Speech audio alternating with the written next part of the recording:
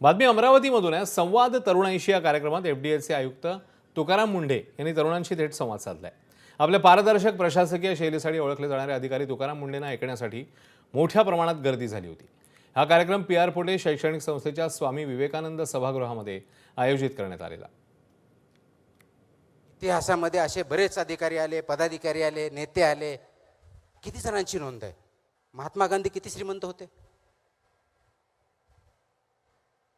Nelson मंडेला किती श्रीमंत होते? डॉक्टर बाबासाहेब आंबेडकर कोणते मोठे बंगले होते?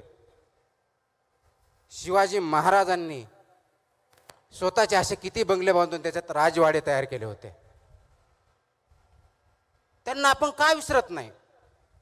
जगाच्या इतिहासावरती, आपल्या काळजावरती त्यांचं नाव का कोरले गेलेली आहेत?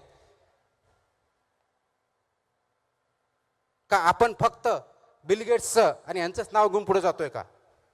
इमॅजिन करा, डॉक्टर बाबासाहेब आंबेडकरांनी आपल्याला लोकशाहीमध्ये प्रत्येकाला, ज्या कॉन्स्टिट्युएंट असेंब्लीने नेहरूपासून आंबेडकरापर्यंत सर्वजण होते, सरदार पटेल होते, मौलाना अबुल कलाम आझाद होते, या सर्वांनी जे कॉन्स्टिट्यूशन आहे त्यांनी प्रत्येकाला तत्कालीन 21 वर्षानंतर 18 वर्षाच्या वर त्याला प्रत्येकाला मतदानाचा अधिकार दिला.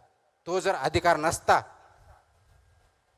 तर तुम्हाला आज आपल्याला हवं तसं शासन निवडता आलं असतं का? याचा विचार करा.